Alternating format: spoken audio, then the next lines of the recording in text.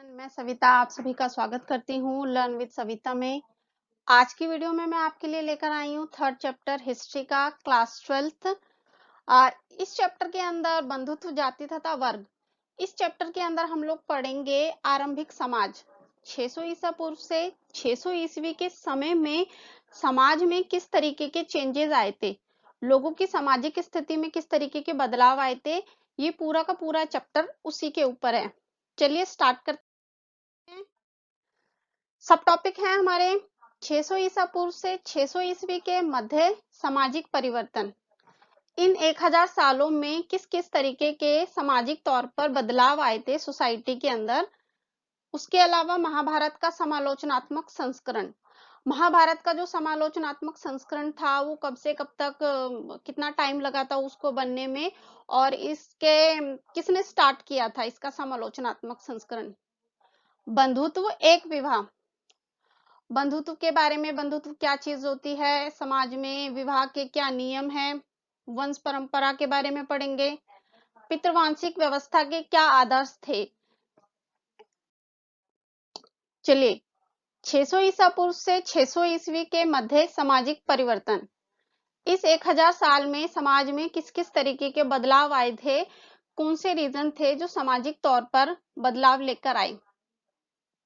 600 ईसा पूर्व से 600 ईस्वी के मध्य सामाजिक आर्थिक परिवर्तनों ने सामाजिक विषमताओं को सामाजिक विषमताओं को प्रखर बनाया।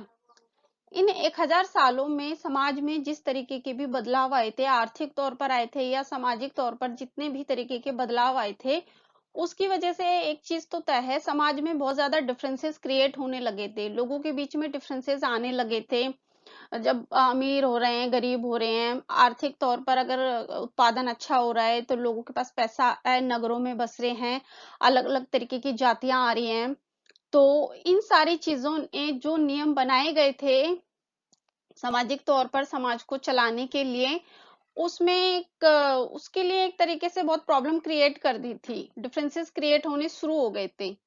इतिहासकार इन प्रक्रियाओं को समझने के लिए ग्रंथों का सहारा लेते हैं। इन समाज में जो आए हुए बदलाव हैं, सामाजिक तौर पर सारी चीजों को चलाने के लिए, सोसाइटी को चलाने के लिए किस किस तरीके के नियमों का पालन किया जाए, इसके लिए एक सबसे इम्पोर्टेंट सोर्स होता है जो हमारे ग्रंथ हैं, धर्मसूत्र, धर्मशास्त्र, महाभारत, रामायण। इस तरीके के ग्रंथों का सहारा लिया जाता है किसी भी चीज को पुख्ता करने के लिए कि उस समय में भी ऐसा होता था तो अब क्यों नहीं होना चाहिए।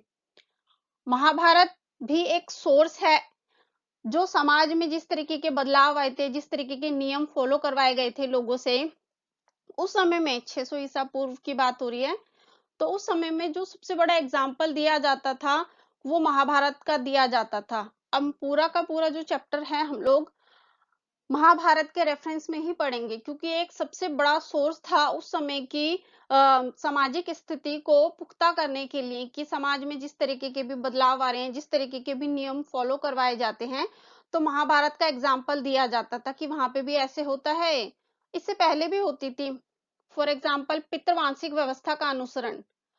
महाभारत ग्रंथ जब लिखा जा रहा था उससे पहले भी पितृवांशिक व्यवस्था समाज में चल ही रही थी, बट इस ग्रंथ के कंप्लीट हो जाने के बाद या लिखे जाने के समय तक भी एक सहारा लिया जाता था इसका कि उस समय में भी पितृवांशिक व्यवस्था को आधार बनाया गया था। कौरव और पांडव जो कि भूमि पर अधिकार करने के लिए कि सत्ता पर पिता के बाद पुत्र का ही अधिकार होगा, इस चीज को लेकर दो भाइयों में, बांधवों में झगड़े स्टार्ट हो गए थे और जो कि युद्ध में बदल गए थे एक टाइम पर।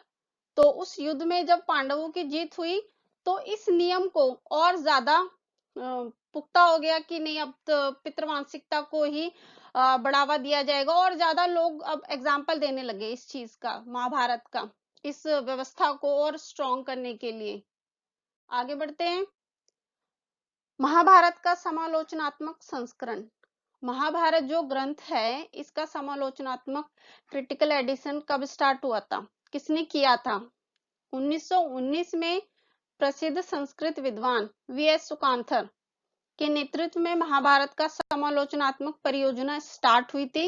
1919 में स्टार्ट हुई थी और इस परियोजना को कंप्लीट करने के लिए देश के अलग-अलग हिस्सों से, हर क्षेत्रीय हिस्से से बहुत सारे विद्वान इकट्ठे हुए थे और महाभारत जितने भी ग्रंथों में, मतलब उस समय में इतने सारे रीजनल लैंग्वेजेस में भी महाभारत को लिखा गया था, तो सारी की सारी पांडुलिपियों को इकट्ठा कर लिया गया और उसके बाद सारी की सारी जो भी रीजनल पांडुलिपि जो भी बनाई गई थी, जो अलग-अलग लैंग्वेजेस में महाभारत को लिखा गया था, सबको इकट्ठा करने के बाद उसमें से सेम सेम तरीके के जो भी श्लोक थे, जो सारी चीजें थी, उन सबको इकट्ठा करके और एक ग्रंथ बना दिया गया और जिसके काफी पार्ट्स थे, खंडों में डिवाइड कर दिया गया।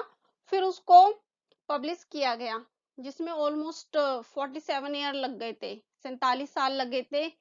1919 में स्टार्ट हुई थी और 1966 में जाके ये काम कंप्लीट हुआ था।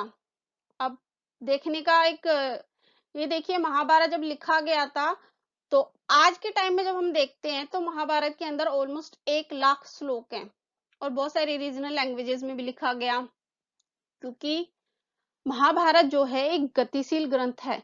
ऐसा नहीं है कि एक बार बना दिया गया, बनाने के बाद इसके ऊपर किसी तरीके का कोई काम नहीं किया गया, ये टेक्स्ट बन गया और उसके बाद इसको किसी ने टच नहीं किया।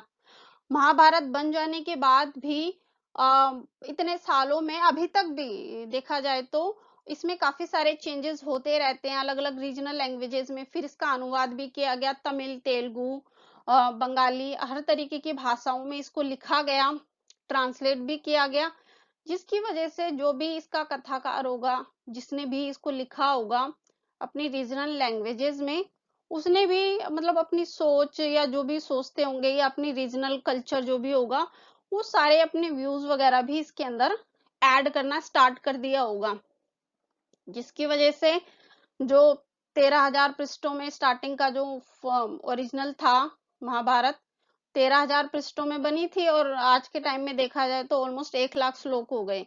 सबने अपनी सोच, अपने रीजनल कल्चरेटिव चीजें जो भी हैं सारी की सारी उसके अंदर ऐड करना स्टार्ट कर दिया, जिसकी वजह से इसके अंदर क्षेत्रीय विभिन्नताएं भी आई और ऑलमोस्ट जो पहले वाली महाभारत जो लिखी गई थी 500 ईसा पूर्व से स्टार्ट हुई थी लिखनी और 400 ईस्वी के आसपास खत्म हुई थी। ऑलमोस्ट 1000 साल लग गए थे इसको कंप्लीट करने में। आगे बढ़ते हैं। बंधुत्व एक विवाह, अनेक नियम या व्यवहार की विभिन्नता। बंधुत्व का मतलब होता है भाई बहन रिश्तेदारों के लिए इस्तेमाल किया गया शब्द है। विवाह के एक ही नियम थे या अलग अलग नियम थे, या किस तरीके के नियम को फॉलो करवाया जाता था लोगों से, उस समय में किस तरीके के नियम थे शादी को लेकर। परिवार के बारे में जानकारी हमें कहाँ से मिलती है? पहले तो चैप्टर के नाम से ही क्लियर हो जाता है, बंधुत्व, जाति तथा वर्ग। बंधुत्व भाई बहन रिश्तेदारों के बारे में, जाति समाज में किस किस तरीके की कास्ट थी, और वर्ग कितने वर्ग थे समाज में। ठीक है। परिवारों के बारे में जानकारी, क्योंकि जो पावरफुल फैमिली है या पैसे वाली है या विशिष्ट है, तो उन लोगों के बारे में जानकारी तो इजीली मिल जाती है। कोई भी राजा महाराजा होगा या व्यापारी होगा, कुलीन वर्ग का होगा, उसके बारे में हमें इंफॉर्मेशन बड़ी इजीली मिल जाती है, क्योंकि ये लोग अपनी प्रशस्ति भी लिखवाते हैं और राजा अपने खुद की हिस्ट्री लिखवाते हैं। तो उन सब चीजों में हमें, उन सारी साहित्य में हमें उनके बारे में इंफॉर्मेशन मिल जाती है। बट आम लोग उस समय में किस तरीके की कंडीशन में रहते थे, आम लोगों के बारे में जानकारी मिलना बहुत ज्यादा पॉसिबल नहीं हो पाता था। तो परिवार व बंधुत्व के अध्ययन से आम लोगों की सोच का पता चलता है।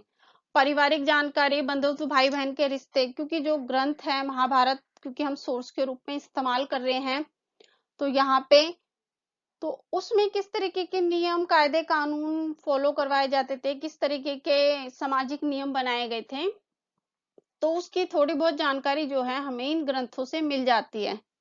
परिवार का क्या मतलब होता है या कुल क्या चीज है?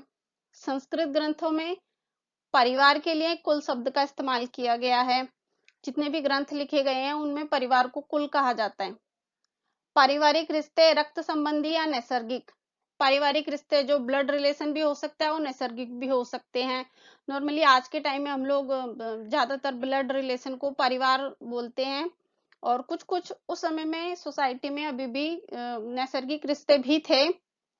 समाज में चचेरे मुसेरे भाई बहनों में भी आज के टाइम में रक्त संबंध माना जाता है। इसके अलावा जब सारे लोग भोजन संसाधन सारी चीजों का मिलकर इस्तेमाल करते हैं तो वो परिवार के ही सदस्य होते हैं। जब परिवार इकट्ठा होता है, सारे एक दूसरे के साथ होते हैं, तो सारी चीजें मिल बांट कर मिलजुल कर ही खाते हैं। इवन दोस्त वगैरह भी आज के टाइम में, बट हम यहाँ पे परिवार की बात कर रहे हैं। तो जो भी भौतिक संसाधन होते हैं, सारी चीजें होती हैं, उनका इस्तेमाल परिवार के लोग मिलजुल के करते हैं। तो ये परिवार की संज्ञा दी गई है उस समय में। जाति क्या चीज होती है और समूह क्या चीज है? बांधव भाई बहन जो होते हैं, संबंधी रिश्तेदार जो सारे लोग होते हैं, जाति एक जगह पर रहने वाले सारे लोग, उन लोगों का समूह, वो जाति और समूह कहलाता है। और अब समाज में को चलाने के लिए सोसाइटी आगे बढ़ेगी, समाज आगे बढ़ेगा, तो उसके लिए क्या चीज थी? वंश परंपरा को फॉलो किया गया था। वंश क्या चीज होती है? पितृवांशिकता चल रही थी एक, और एक मातृवांशिकता होती है। पितृवांशिकता का मतलब होता है जो परंपरा जो है वो पिता से पुत्र में जाती है। मतलब एक आदमी से चलती है, पहले पिता, फिर उसका बेटा, फिर उसका बेटा, फिर उसका बेटा, फिर उसका बेटा, इस तरीके से जनरेशन आगे बढ़ती है। और मातृवांशिकता में मदर इंपॉर्टेंट होती है, माँ से आगे बढ़ती है वो माँ, फिर उसकी बेटी, फिर पुत्री, फिर आगे आगे वो जनरेशन आगे बढ़ती जाती है। तो ये मातृवांशिकता और पितृवांशिकता है। अब समाज में, क्योंकि एक चीज अब इम्पोर्टेंट है, समाज में पितृवांशिकता आज के टाइम में भी पितृवांशिकता को फॉलो किया जाता है। इस पितृवांशिकता को फॉलो करवाने के आदर्श क्या थे? कि पितृवांशिकता की कुछ नियम वगैरह बनाए गए थे, समाज को किस तरीके से चलाना है, सोसाइटी में किस तरीके के नियमों को फॉलो करवाना है। तो इन सारी चीजों के लिए महाभारत पात्र भी पितृवांशिकता का अनुसरण करते हैं। महाभारत के जितने भी पात्र थे वो पितृवांशिकता का अनुसरण करते हैं।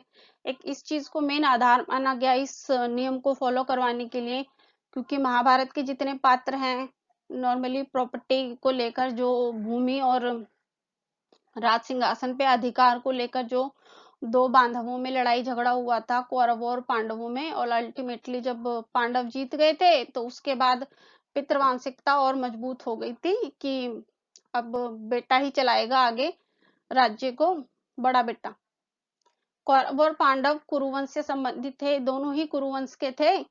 और कौरव और पांडवों में भूमि सत्ता के लिए संघर्ष युद्ध में बदल गया था कि बड़ा बेटा है उसी को सिंहासन पर बैठना चाहिए। ये चीज अल्टीमेटली युद्ध में बदल गई और पांडव युद्ध में विजयी हुए, तो पितृवांशिकता को उत्तराधिकार घोषित कर दिया गया। पुत्र ना होने की अब कुछ कंडीशन ऐसी होती है, अगर किसी का बेटा ना हो तो फिर समाज कैसे चलेगा, फिर जनरेशन आगे कैसे बढ़ेगी, है ना? परंपरा भी तो, वंश परंपरा आगे बढ़ानी जरूरी है। अब ऐसी स्थिति में क्या निकाला जाएगा, ऐसी स्थिति में क्या किया जाएगा? तो ऐसी कंडीशन में ये सॉल्यूशन निकाला गया कि अगर पुत्र नहीं है, किसी का बड़ा बेटा नहीं है, तो उसके भाई बहन वगैरह जो भी हैं वो गद्दी पर बैठ सकते हैं। उसके अलावा अगर ऐसी कोई कंडीशन होती है जब भाई बहन वगैरह भी ना हो, तो ऐसी स्थिति में पुत्री को सिंहासन संभालने की सिंहासन संभाल सकती थी। इस कंडीशन में बेटी भी संभाल सकती थी, जो कि प्रभावती गुप्त जो है वो एक बहुत बड़ा एग्जाम्पल थी इस चीज के लिए। भाई ना, उन्होंने भी सत्ता संभाली थी, वो रानी थी, चंद्रगुप्त द्वितीय की पुत्री थी। गुप्त साम्राज्य 4th सेंचुरी भारत में जब चल रहा था, तो देखने का एक चीज ये है कि समय के साथ में बहुत सारे पितृवांशिकता को फॉलो करवाने के नियम क्या है, बट समय के साथ धीरे धीरे इन सारी चीजों में बदलाव भी होते रहे हैं। अगर पुत्र नहीं है तो उसकी जगह पे भाई बहन वगैरह जो भी हैं वो शासन कर सकती हैं। तो समय के साथ इन चीजों में बदलाव भी होते रहे हैं और इन नियमों को फॉलो करवाने के लिए कुछ टेक्स्ट वगैरह जैसे महाभारत का इस्तेमाल किया जाता है। आज की वीडियो यहीं खत्म होती है। अगर वीडियो अच्छी लगे तो लाइक कीजिए, सब्सक्राइब कीजिए और कमेंट भी कीजिए। Thank you.